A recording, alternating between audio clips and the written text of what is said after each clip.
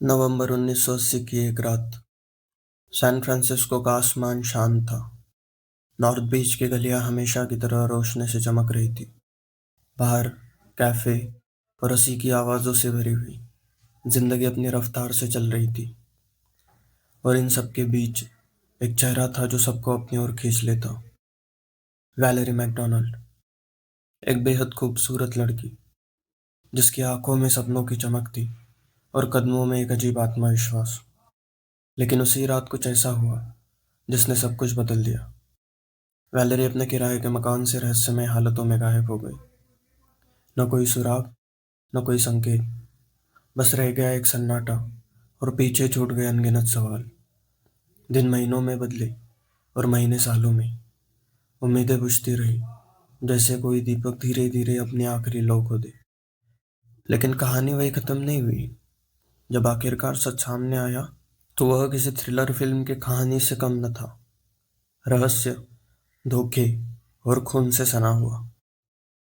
यह सिर्फ गुमशुदगी की दास्तां नहीं है, यह वो सच्चाई है जो 2 दशकों तक अनगिनत परतों में दबे रहने के बाद सामने आई, जिसने हर उस इंसान को हिला कर रख दिया जिसने इसके बारे में सुना।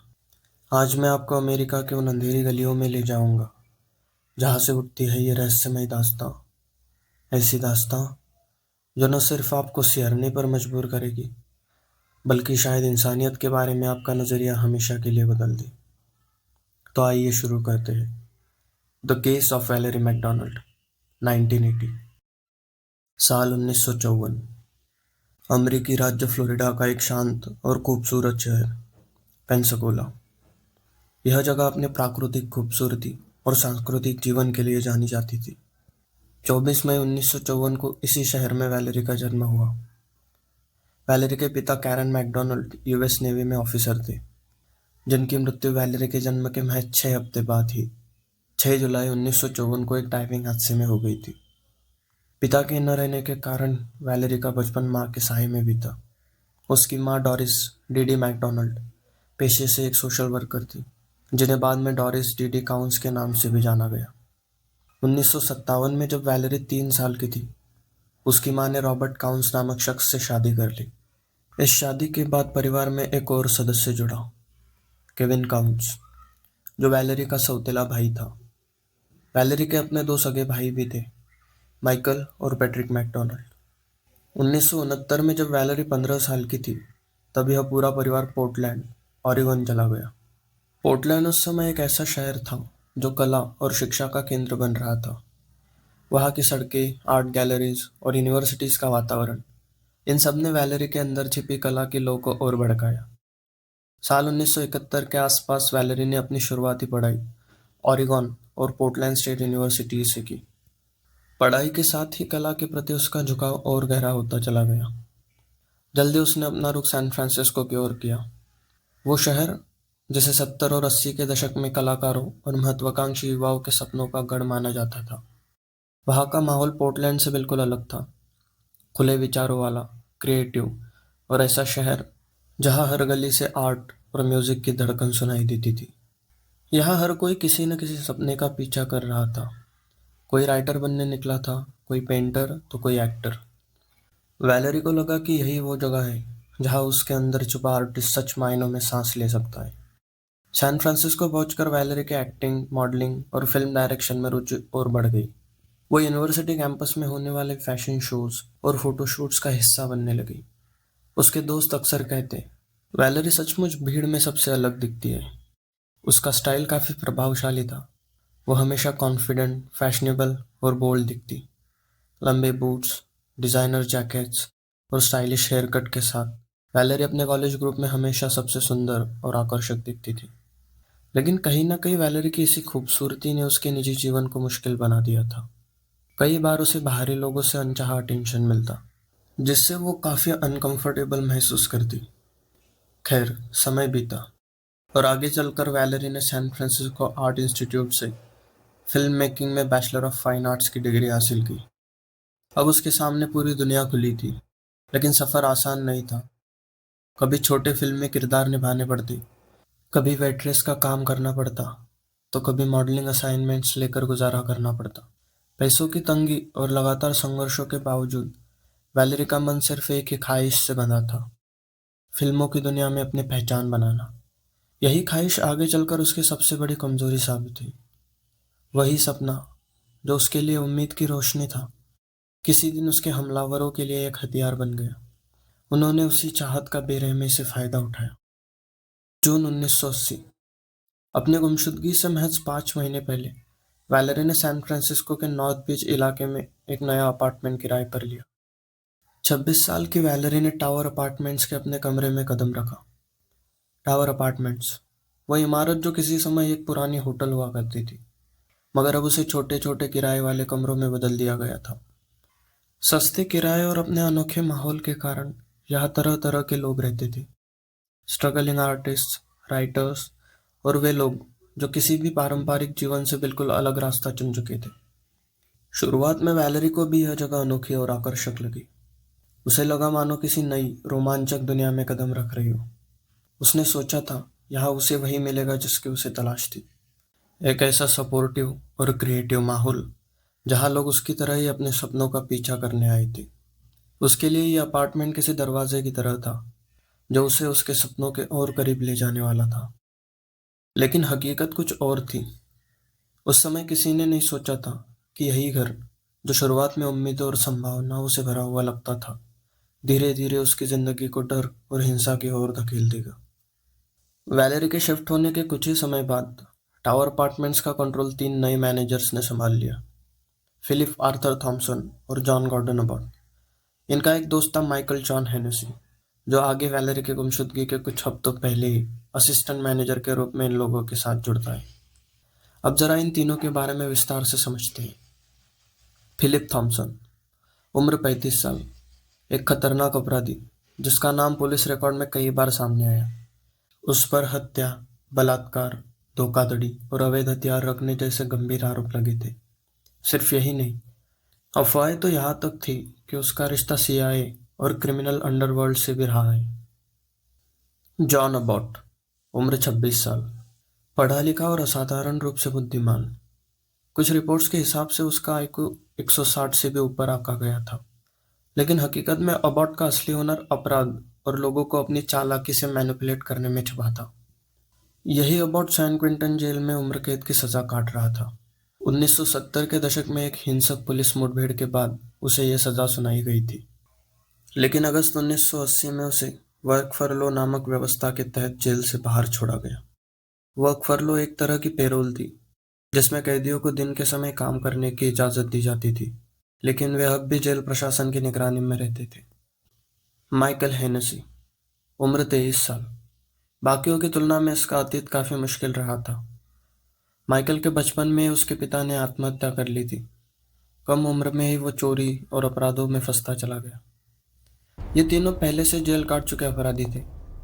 टावर अपार्टमेंट्स का नियंत्रण मिलने के बाद बिल्डिंग का माहौल तेजी से बदलने लगा। किराएदारों को डराना और परेशान करना इनकी आदत सी बन गई। धीरे धीरे अपार्टमेंट्स के अंदर अजीबोगरीब गतिविधियां सामने आने लगी। रिपोर्ट्स के मुताबिक अपार्टमेंट्स के अंदर ड्रग डीलिंग होती थी, अवैध पार्टियां चलती थी, यहाँ तक कि काले जादू जैसी संदिग्ध गतिविधियां होने लगी थी। नए अपार्टमेंट में शिफ्ट होने के सिर्फ 5 महीने बाद ही वैलेरी ने टावर अपार्टमेंट्स छोड़ने का फैसला कर लिया। वजह साफ थी, बिल्डिंग के नए केयरटेकर्स, यानी वही पेशेवर अपराधी। ये कोई साधारण लोग नहीं थे, बल्कि अपराध की दुनिया से लौटे हुए खतरनाक चेहरे थे, जिनकी मौजूदगी ने वैलेरी के दिल में लगातार डर बसा दिया था। उनके बर्ताव से वैलेरी हमेशा दहशत में रहती थी। उसने अपने एक करीबी दोस्त को यह तक बताया था कि उसने नए मैनेजरों को शैतानी गतिविधियां और खुलेआम कोकेन इस्तेमाल करते हुए देखा है। टावर अपार्टमेंट सब किसी खंडहर की तरह हो चुकी थी। गलियारों में टिमटिमाती लाइटें, दीवारों पर सिलन और बदबू, आधी रात को दरवाजों के पीछे से आती हुई चीखें और फुसफुसाहटें, मोमबत्तियों की लौ के बीच बनती अजीबोगरीब परछाइयां और टूटी खिड़कियों से आती ठंडी हवा, सब मिलकर इस जगह को किसी डरावने कैद खाने जैसा बना देते थे, जहां हर कोना मानो अदृश्य आंखों से घूरता हो। वैलेरी के लिए यह इमारत अब घर नहीं, बल्कि एक जिंदा डरावना साया बन चुकी थी। हर रात उसे लगता कोई उसकी हर हरकत पर नजर रख रहा है। गलियारों से आती परछाइयां, दरवाजों पर पड़ती रहस्यमयी दस्तकें और अचानक गुम हो जाने वाली आवाजें उसकी नींद तोड़ देती। अंदर ही अंदर वो लगातार घुटने और डर महसूस करने लगी थी, मानो टावर अपार्टमेंट्स उसे धीरे धीरे निगल रहा हो। इस डरावने माहौल के बीच वैलेरी को सीधी धमकियां भी मिलने लगी। एक रात थॉमसन उसके दरवाजे पर लात मारकर अंदर घुस आया और जाते जाते एक नोट छोड़ गया जिसमें लिखा था गेट आउट। और एक अखबार की रिपोर्ट में दर्ज है कि वैलेरी के गायब होने से ठीक एक हफ्ता पहले एबॉट ने उसे खुलेआम धमकाया था।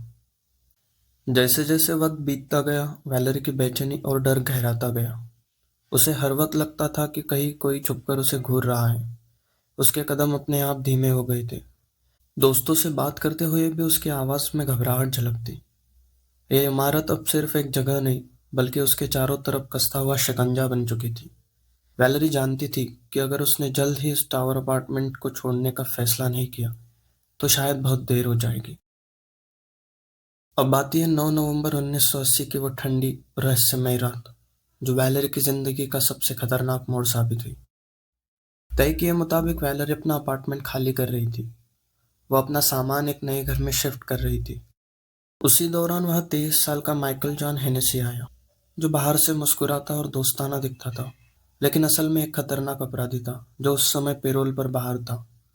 थॉमसन और अबॉट से अलग, हेनेसी शुरू में कम डरावना और दोस्ताना लगता था।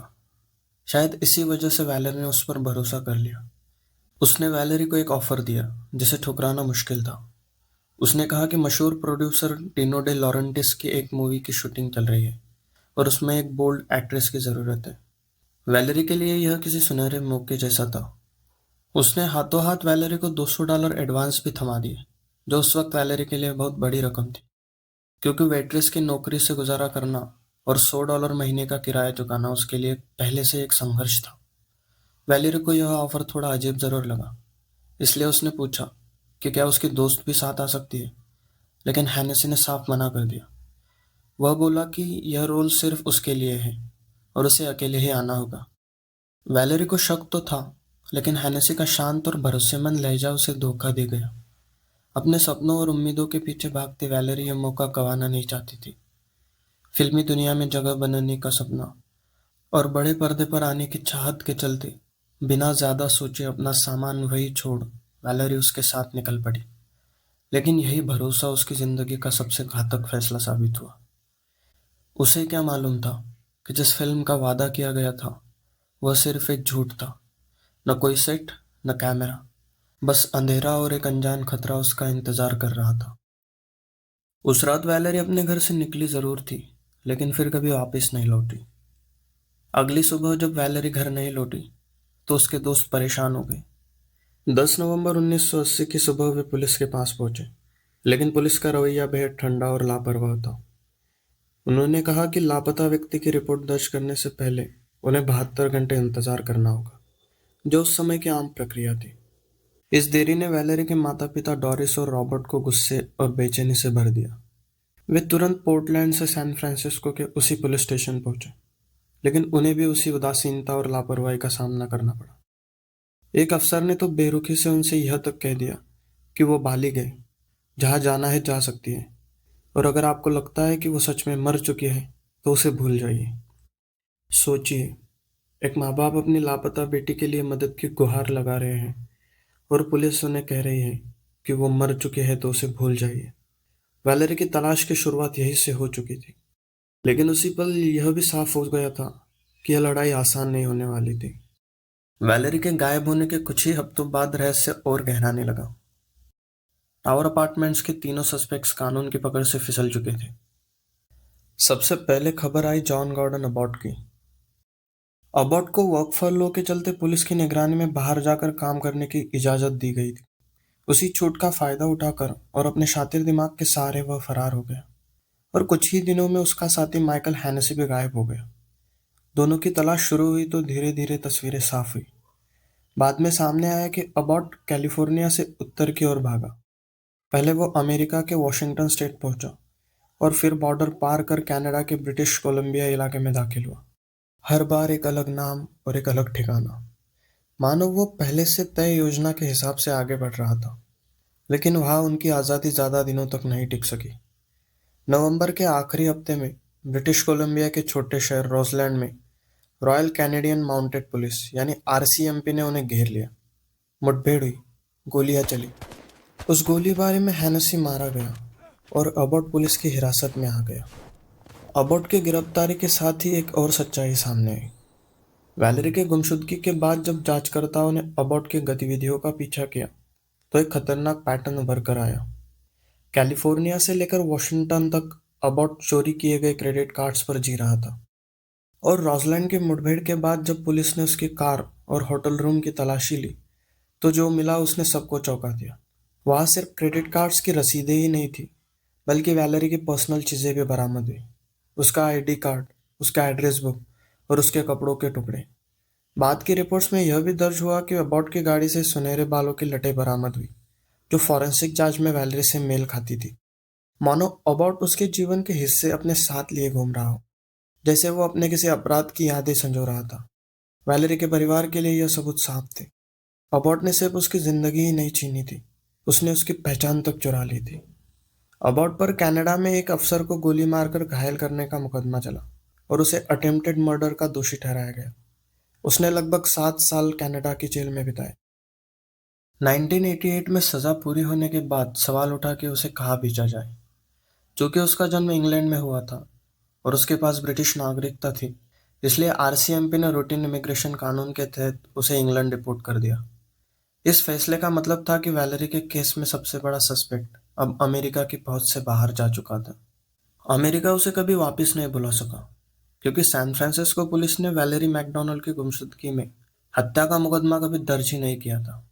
प्रोसिक्यूटर्स का कहना था, बिना शव के हत्या का मुकदमा दर्ज करने के लिए कोई कानूनी आधार नहीं है।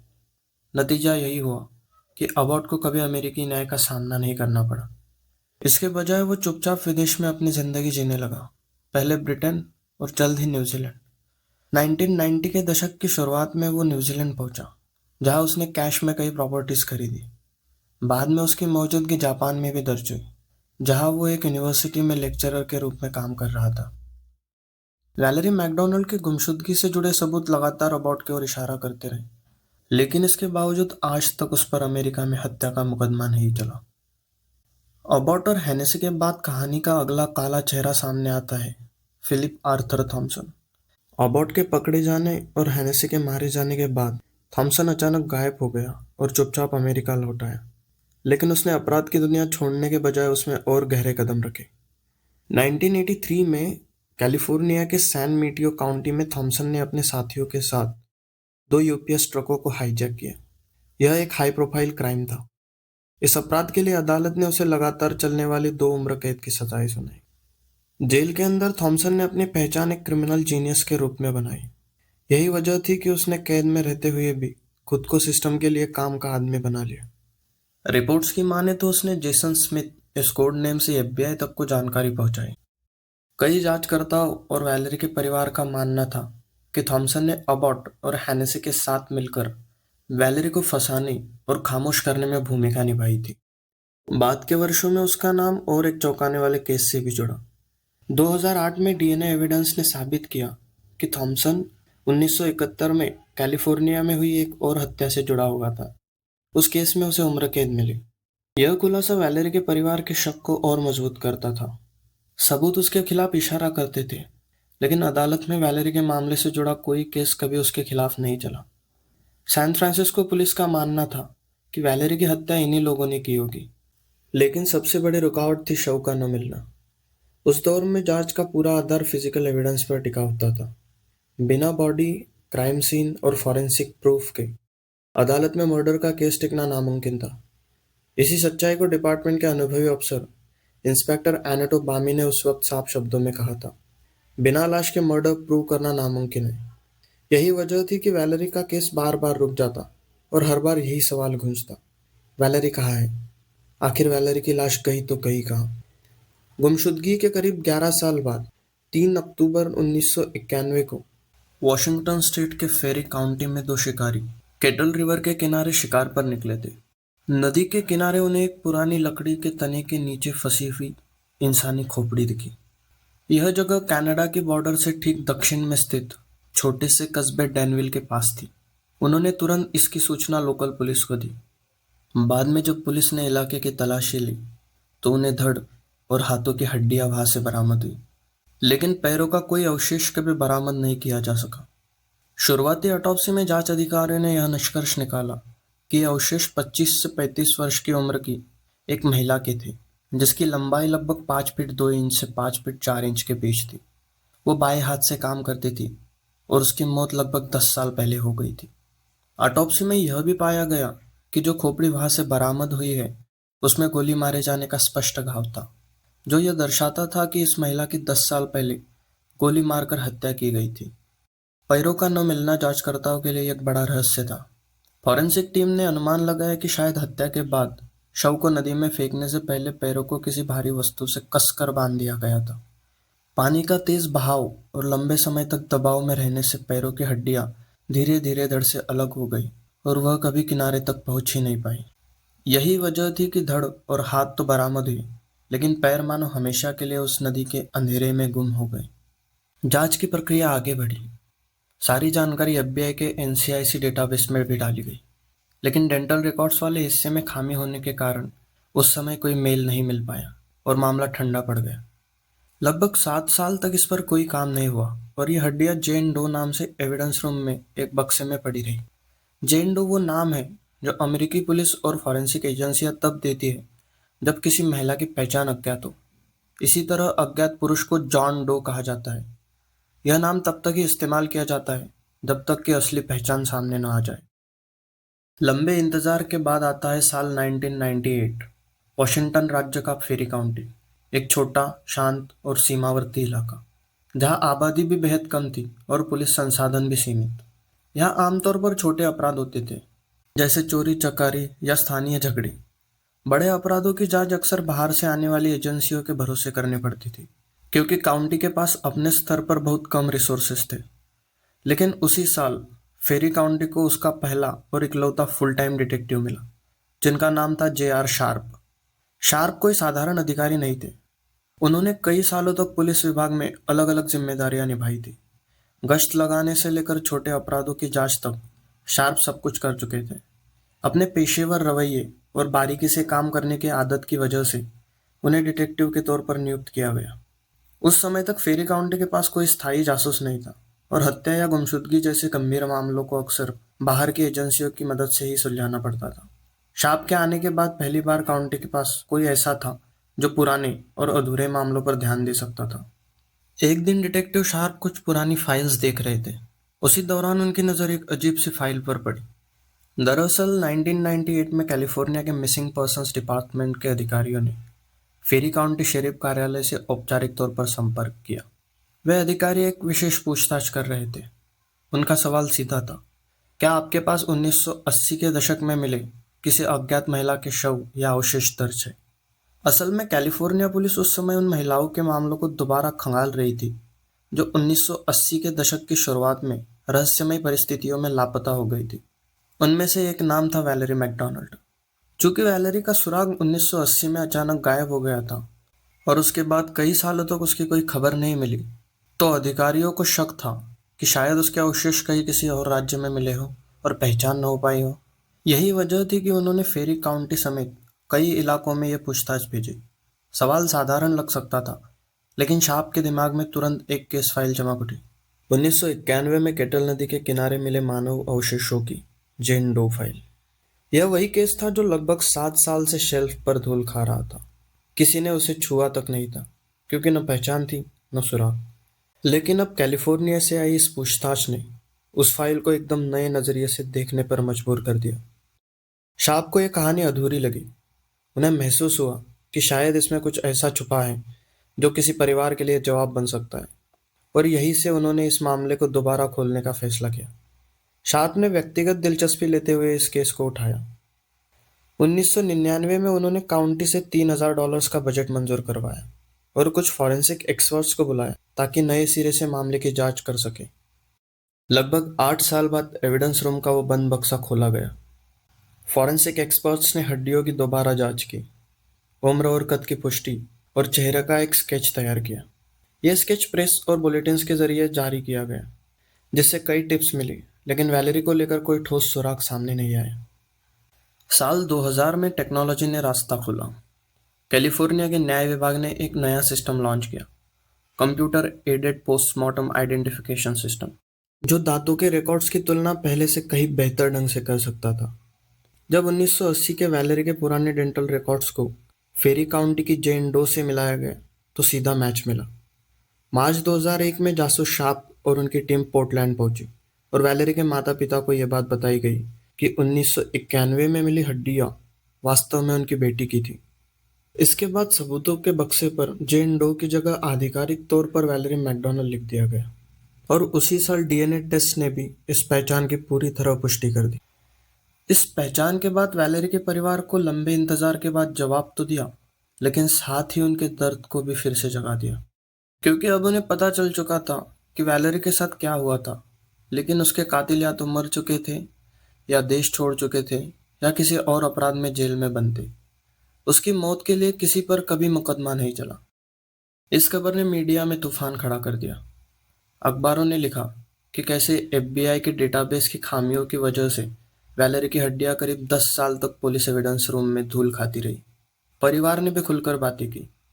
राहत थी कि उन्हें आखिरकार जवाब मिला, लेकिन गुस्सा भी था कि दोषियों को कोई सजा नहीं हुई। अदालत में कोई केस नहीं चला, क्योंकि न तो क्राइम सीन बचा था, न हत्या का हथियार, और न ही ऐसे सस्पेक्ट्स जिन पर मुकदमा किया जा सके। हेनेसी तो 1980 में ही मारा जा चुका था। एबॉट विदेश भाग गया था, पहले ब्रिटेन, फिर न्यूजीलैंड और उसके बाद जापान। और थॉमसन किसी और केस में जेल में पड़ा था। सबूत थे, लेकिन किसी को भी अदालत के कटघरे में नहीं लाया जा सका। 2003 में सिएटल पोस्ट इंटेलिजेंसर ने विदाउट अ ट्रेस नाम की सीरीज छापी, जिसमें वैलेरी का केस एक बड़ी मिसाल बना। कैसे लापता लोगों की जांच अक्सर परिवारों के लिए नाकामी साबित होती है। वैलेरी के माता पिता डीडी और बॉब काउंस ने अपनी बेटी की मौत को बेकार नहीं जाने दिया। उन्होंने क्राइम विक्टिम्स यूनाइटेड नाम का संगठन बनाया और अपराधियों को कड़ी सजा दिलाने के लिए संघर्ष किया। डीडी ने एक बार कहा था, यह साफ है कि उन्होंने वैलेरी के साथ क्या किया, लेकिन आज तक एबॉट और थॉमसन पर कभी वैलेरी की हत्या का मुकदमा नहीं चल सका। वैलेरी के बचे हुए अवशेष फैमिली के मेमोरियल जगह पर दफनाए गए। 2017 में वैलेरी की मां की मौत हो गई, बिना यह देखे कि किसी को भी उनकी बेटी की हत्या के लिए जिम्मेदार ठहराया गया हो। आधिकारिक तौर पर वैलेरी का मामला अब भी अनसुलझा है।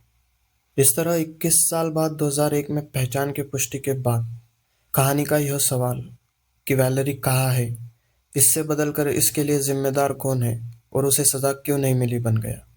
एक ऐसा सवाल जो अब तक जवाब नहीं पा सका, जिसने मीडिया रिपोर्टिंग, पीड़ितों के अधिकारों की बहस और कई अटकलों को जन्म दिया, लेकिन एक मासूम को अपनी जिंदगी गंवाने के बावजूद कभी न्याय नहीं मिल पाया।